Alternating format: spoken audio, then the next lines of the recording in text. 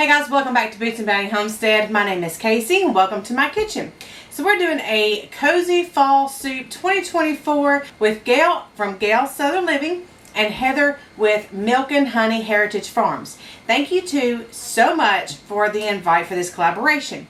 So today I'm sharing my absolute family favorite soup of all time. This is a chicken and wild rice creamy soup that hits the savory goodness of your soul. So I'm going to go ahead and start doing the recipe with you. The instructions are down below with all of the ingredients, the directions, everything. I want to also include the playlist for all the videos that are going to be in the collaboration, a list of all of the participants and the date that they are going to be shown on. And also I want to mention real quick, there's going to be a giveaway December 2nd on Gail's channel. I will put that information and link down below so you can mark that on your calendars to go check that out. So let's get started with this recipe real quick.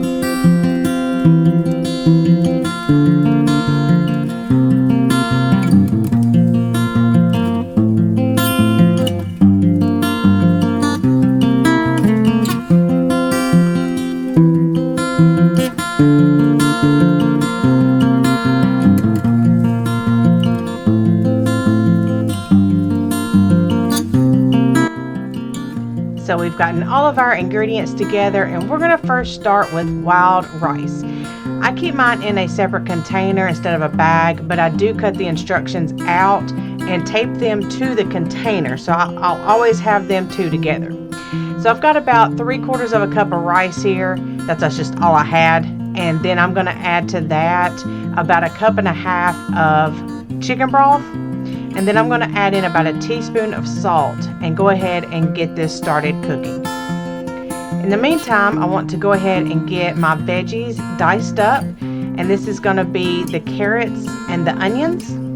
Now the celery you see sitting there in the jar is already freeze dried, and I'm just going to use it as is. We don't like to eat whole celery, but this is kind of a powdered version, so we like to use that instead.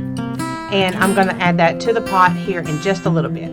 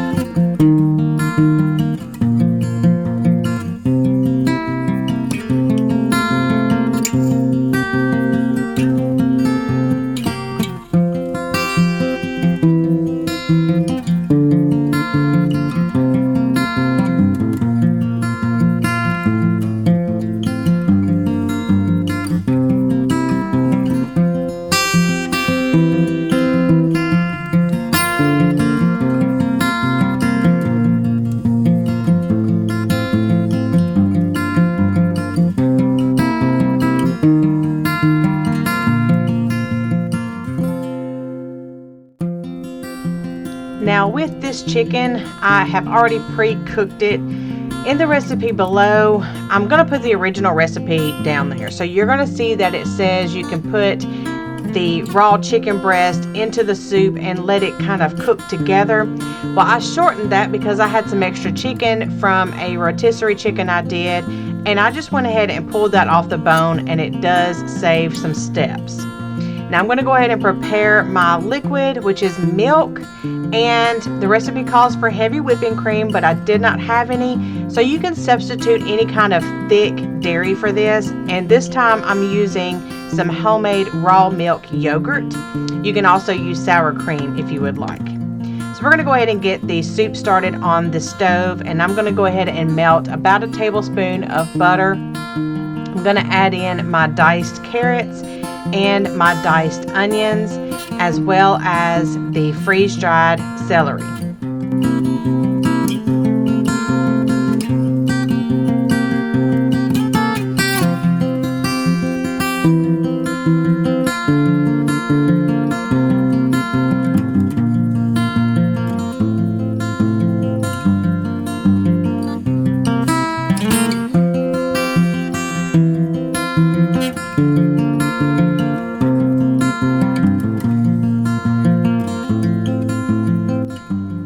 right here, we're going to go ahead and add in all of our aromatics. We're going to start with the garlic first.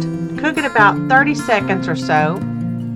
We only cook it just a short amount of time because, as most of us know, it'll burn very easily.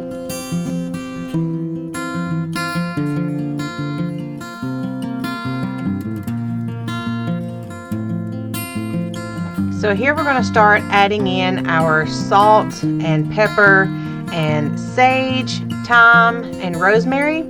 These are aromatics as well as medicinal, and you can go ahead and just stir them in, get them going, and then we're going to add in our 4.5 cups of chicken broth. Now this is actually bone broth that I canned and made. And I'm going to go ahead and add in the shredded chicken at this point. It will say a little bit differently in the recipe, but this recipe is very, very versatile.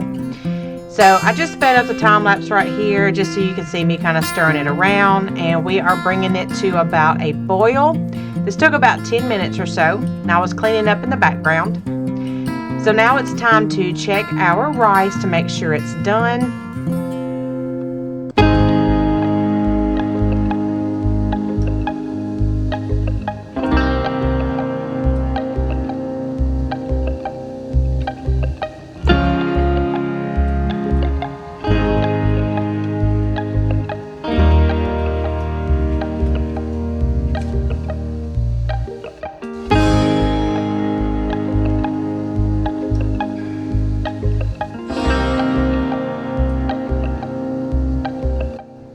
So if you guys are wondering, I'm making a little sweet treat here. This is actually an iced coffee, and me and Emma make this during the week. I'm making a mess, but me and Emma make this during the week just so we can have it ready to go in the morning times. But we make a gallon of iced coffee and keep it in the refrigerator, and that way we just pour it over ice or frozen coffee that are ice cubes. And this we can use at any time during the weekday or weekend, and just have us a little treat or on the go coffee for the morning.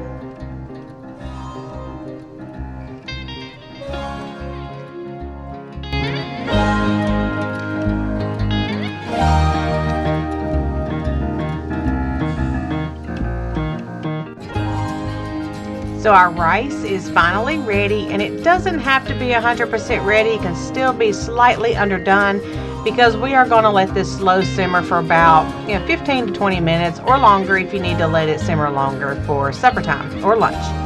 So we're just going to go ahead and finish putting the rest of the rice, or putting the rice in our soup and getting it stirred up. In the meantime, I'm going to go ahead and rinse that pot out because I'm going to make a roux that's going to go into our soup and thicken it up. This is going to contain the other 6 tablespoons of butter that is called for in the recipe below. And I'm just going to kind of chop this up, in slices or pads or whatever you want to call it. And that way it takes a little bit less time to melt it. And whenever it's ready, I'm going to put in that 1/2 cup of flour that you'll see below in the recipe. So we're just going to allow this butter to melt. And once it's ready, we're going to go ahead and put in the 1/2 cup of flour and then just whisk it together. Now we're not looking to cook this roux or anything. We are just trying to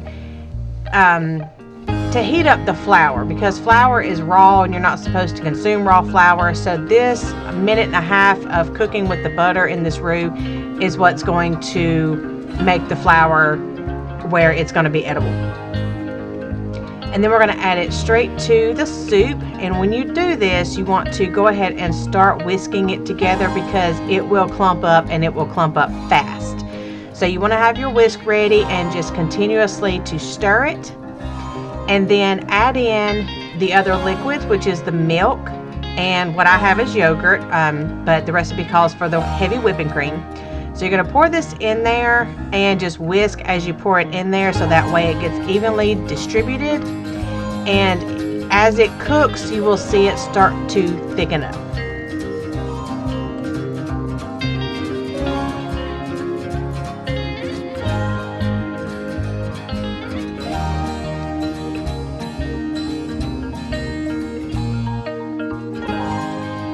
At this point, I'm actually going to cover mine and put it on low for about 30 minutes or so until the family gets here. But you see how nice, thick, and rich that it becomes.